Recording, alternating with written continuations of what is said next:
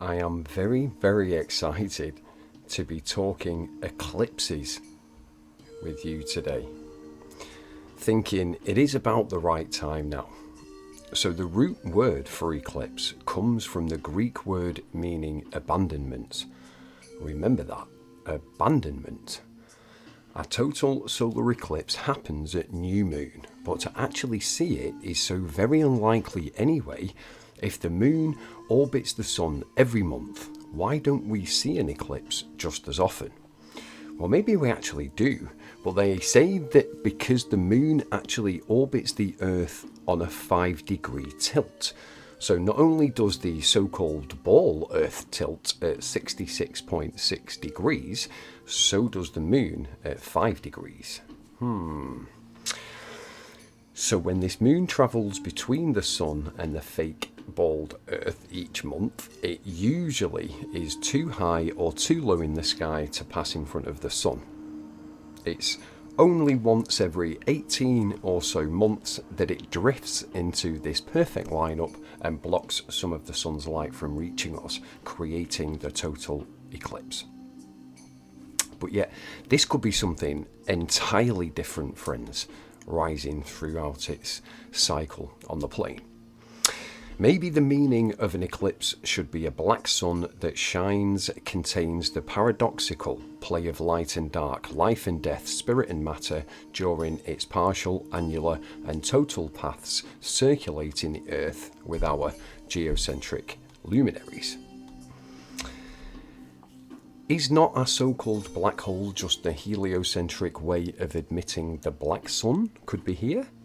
Like the Van Allen radiation belts for the firmament, and not that owl lucky likey cartoon either. This is the NASA website showing us a very mystical dark luminary. Can you see it? Now also known as Rahu. Could this actually exist here on the plane? Part of the wandering luminaries. This is a dark body luminary, though black in itself. This could be the cause for the Earth's eclipses, contrary to that heliocentric belief which tells us that it's the moon that's responsible for the phenomena. Rahu is one of the 9 major astronomical bodies, the Navag Rahu, in Indian texts. Rahu is also mentioned in Buddhist, Hindu and Jain texts. It's also found in astrology, horoscopes. Hessonite is the gemstone of Rahu, and it's very beneficial to migrate the negative effects of Rahu, called He's Sun Night. Brilliant. Do you think Rahu, aka the black sun, could cause the eclipses and could then be accurately predicted like the others? This being during the solar eclipse and the lunar eclipses, you can see both the sun and moon in the sky at the same time. Recorded now in real-time footage, we can make these ecliptic calculations all based on past cycles and reoccurring phases.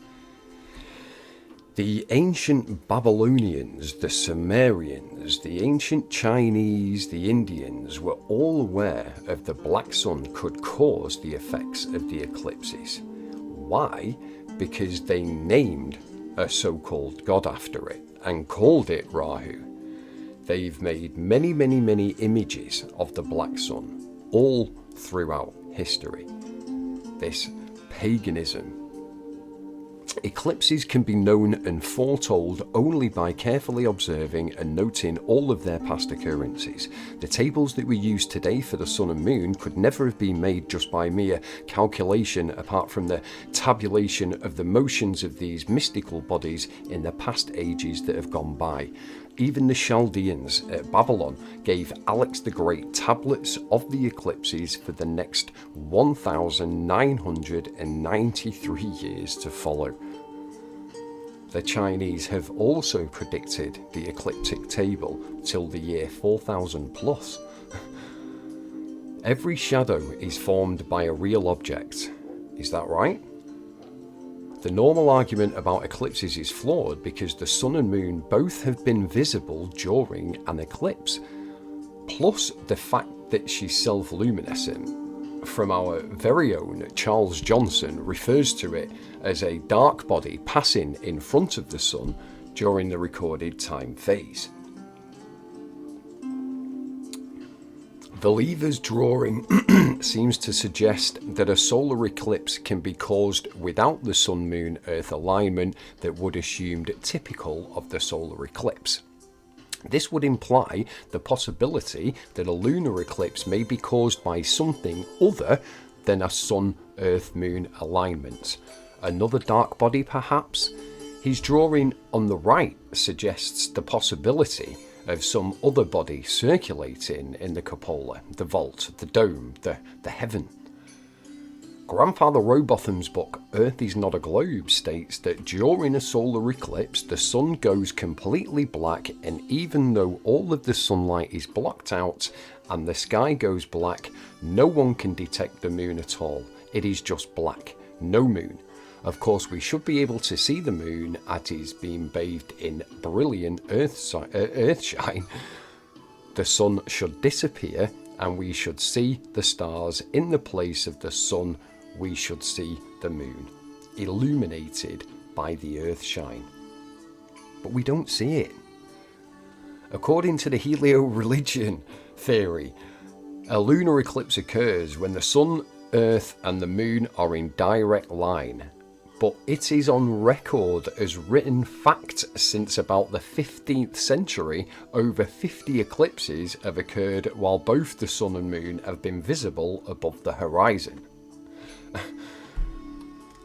Another interesting concept is the Orlando Ferguson's design of the world. I'm not a believer in this concept myself, but the picture is particularly interesting because there is a clear something that hides this very strange two suns and a moon concept. Let's look at it. Very interesting, folks. Fantastic. Apparently way back as well, on Friday the 18th of May in 1683, two suns rose over Glasgow, according to Robert Law account of it. Rahu, they say, has to be relatively close to us, about the same distance as we think the moon is, but it is completely black. It does not reflect light at all. Maybe it rises and falls from the direct magnetic apex north pole, as none of the light would be reflected back anyway. So we would see the sun simply blacked out in the sky on a full eclipse, which is what we see anyway. Respected astronomer Paul Cox claims that they don't normally let us see the second sun. NASA usually hides. It's normally hidden from view. NASA and other organisations, they usually hide that stuff away from us. They don't tell us the truth. Well, really, Paul, they certainly do not, do they? J.H. Lambert, in his Cosmological Letters, admits the existence of dark cosmological bodies of great size. Quotes, "We have now seen that the existence of dark bodies revolving around the luminous objects in the firmament has been admitted by practical observers from the earliest ages. That in our day such as a mass of evidence has accumulated on the subject, that astronomers are compelled to admit that not only are dark bodies, while occasionally obscure the luminous stars when in conjunction, but that cosmological bodies of large size exist, and that one at least is attracted as a satellite to the Earth." It is this dark or non-luminous satellite which, when in conjunction or in line with the moon as an observer on Earth, is the immediate cause of the lunar eclipse. They know, friends, what's out there. The first photograph of Rahu was July the 28th, 1851. So these are some very, very good understandings on that assumption that the helioastronomers stating that the solar eclipses are caused by the moon coming in between the Earth and the Sun can certainly be questioned, friends. Not only because Rahu may be the actual ultimate cause for it, but because if that was the case, we would be able to see the moon during the full eclipse of the sun, as it would be bathed in quite bright earthshine. What would be a new moon anyway? Come on, people. The eclipse of the moon is not caused by the shadow of the earth or by the earth obstructing the light of the sun. The moon has its own light, and it could even be the moon herself that turns her dark side to us. The dark side of the moon. We may never know this. We're not supposed to really know some of the stuff anyway. This is not written.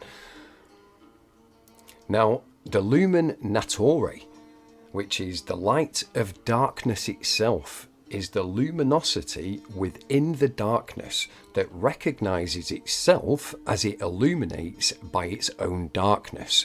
Not the same light from the sun, moon or stars. The lumen naturae, which is called the light of darkness, illuminates its own darkness. And this light the darkness comprehends, therefore turns blackness into brightness. And I would be very wary of anybody who was actually born under the path of the eclipse. The knowledge of a dark luminary is there in the vault of heaven. We can know all of this, or we can't know all of this by our just perspective of the earth using our imperfect senses, what is actually happening way out there. But rest assured, friends, the powers that be will certainly try and hide everything they can about it with never a straight answer. So rest assured, my friends, of this creation story. In 2023, many written and now video accounts of eclipses. It seems to be a dark luminary, invisible most of the time and currently unknown or hidden to the general population, which hides in the shadow of the moon or somehow rises and falls from the only apex monopole on the plane. Or maybe it's the dark side of the moon. Still so much that we don't know. Empirically, of course. However, to the pagan population, it's known as Rahu. And no, they are not sundogs or halos, folks. Remember the American basketball team, too, Phoenix Suns. Well, their team logo changed to black in 2013 from blue to black. Brilliant. Go on, the Suns, also called the Matrix, aren't they? You can't make this stuff up. I believe we can next see Rahu on her moon day, balancing the scales on the 8th day of Libra in 2024. I will leave the National Academy of Space Actors countdown for it below. Ever wonder why they don't actually want you to look at it, really? You may figure it all out, and they do not want that to happen anytime soon. It will spoil the holographic alien surprise. Then I behold all the work of Yahweh, that a man cannot find out all the work that has been done under the sun, because through a man's labour to seek it out, yet he shall not find it. Yea, farther, through a wise man think to know it, yet shall he not be able to find it. Eclipses 8:17. Yahweh bless you all, and much love. I will see you in the next upload.